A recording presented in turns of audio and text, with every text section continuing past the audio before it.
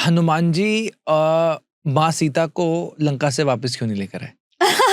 बहुत अच्छा प्रश्न, क्योंकि ये बात हनुमान जी प्रपोज करते हैं सीता जी को। जब वो सीता जी को ढूंढते हैं तो वो कहते हैं कि माँ आप यहाँ इतना दुख में हो, क्योंकि वो ऑलरेडी देख चुके हैं रावण कैसे उनको परेशान कर रहा है, टॉर्चर कर रहा है, तो आप मेरे साथ चलो ना। सीता जी मना करती हैं। सीता जी से मुझे लगता है, और रामायण में वो अलग प्रकार से हैं जिसमें सीता जी आना चाहती है और हनुमान जी कहते हैं आप मत आओ, बट वाल्मीकि रामायण में ऐसा नहीं है। वाल्मीकि रामायण में सीता जी कहती है कि नहीं हनुमान मैं तुम्हारे साथ नहीं आ सकती, और वो उसके अलग अलग कारण देती है। वो पहले तो क्योंकि जब वो हनुमान जी को उन्होंने देखा है तो उनका विशाल रूप नहीं देखा, छोटा सा रूप देखा है। तो पहले तो वो कह रहे कि अरे मैं आऊंगी कैसे आप तुम्हारे साथ, तुम तो इतने छोटे से हो। तो फिर हनुमान जी उनको वो दिखाते हैं कि नहीं मैं बड़ा हूं, मैं लेकर जा सकता हूँ। फिर वो कहती है हाँ तुम्हारे में सिद्धि तो मुझे लग रहा है, पर मैं डर गई तो, क्योंकि आप जब छलांग लगाओगे और मैं डर कर अगर मैं गिर जाऊं तो वापस ये राक्षस मुझे पकड़ लेंगे और तुम्हारा आना पूरा वेस्ट हो जाएगा। अब तो तुम जानते हो मैं यहाँ हूँ, वो तो पता नहीं मुझे कहाँ डाल देंगे, इसलिए भी मुझे लगता है कि मुझे नहीं आना चाहिए। तीसरा रीजन वो देती है कि मैं विवाहित हूं और मैं अपने से किसी पर पुरुष को छूना नहीं चाहती। रावण के समय वो एक्सप्लेन करती हैं कि रावण जब मुझे उठाकर लेकर आया तब तो मैं हेल्पलेस थी, मैंने स्वयं से, I didn't do it voluntarily, उसने मुझे किडनैप करा तो मेरे पास ऑप्शन नहीं था, पर आज जब मेरे पास ऑप्शन है तब मैं स्वयं से ये नहीं करना चाहती।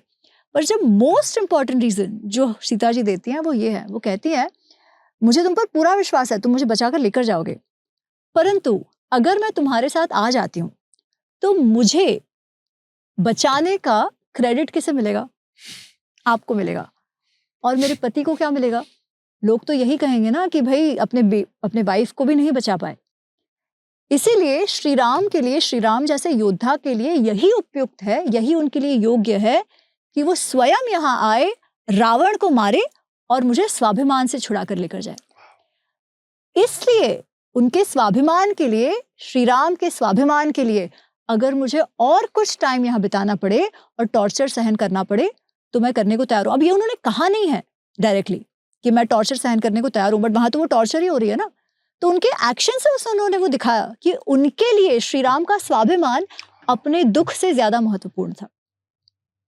माँ सीता जैसा कोई हो ही नहीं सकता। Absolutely nobody. और आई थिंक इस वक्त जो भी सुन भी रहा होगा आंखों से अपने आप आंसू भी आ रहे होंगे और वो सोच रहा होगा कि हमारी माँ कितनी काश ऐसे गुण हम अपने अंदर इम्बाइब कर सकें। एब्सोल्युटली। जाते हुए माता ने उनको अंगूठी दे दी?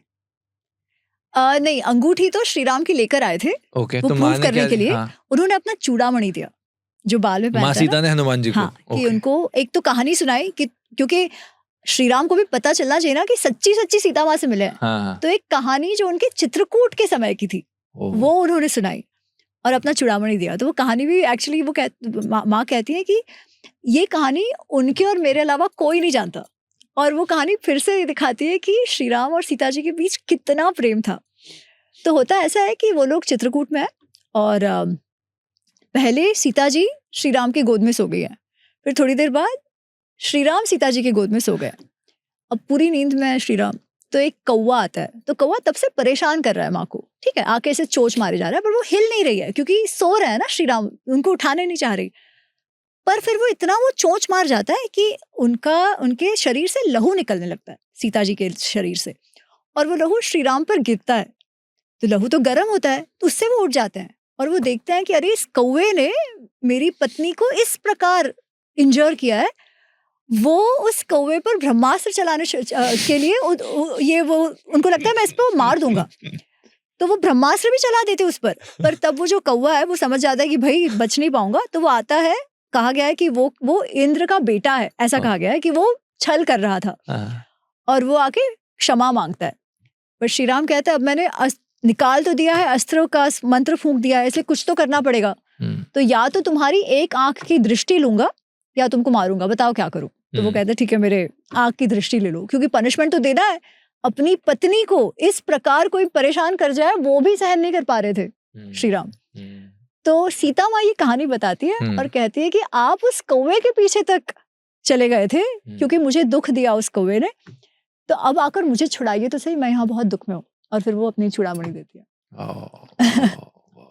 फिर उसके बाद राम जी भी इमोशनल हो जाते हैं जब मिलते हैं। अरे तो उसमें ऐसे होता है कि सीता जी ने जो मैसेज दिया है हनुमान जी को वो ये है कि श्री राम मैं 1 महीने से और नहीं जी पाऊंगी आपके बिना, तो आपको जल्दी आना है, ऐसा उन्होंने कहा है। तो श्री राम को जब हनुमान जी उनकी चूड़ामणि देते तो पहले तो वो बहुत इमोशनल हो जाते हैं, वो वापस अश्रु में आ जाते हैं। और हनुमान जी उन्हें कहते हैं कि सीता जी का मैसेज है ये है कि अगर आप 1 महीने के अंदर नहीं आए तो अब मैं जी नहीं पाऊंगी। तो श्री राम कहता है कि उसमें अरे सीता में तो बहुत शक्ति है कि वो 1 महीने तक जीवित रह पाएगी। अब ये जानकर कि वो वहां है और मैं उससे मिल नहीं पा रहा हूँ, ये क्षण भी मेरे लिए नहीं गुजर रहा है, तो उसमें तो बहुत शक्ति है, मैं तो तुरंत उससे मिलना चाहता हूँ। And he becomes very emotional और वो ऐसे हग कर लेता है हनुमान जी को, गले लगा लेता है।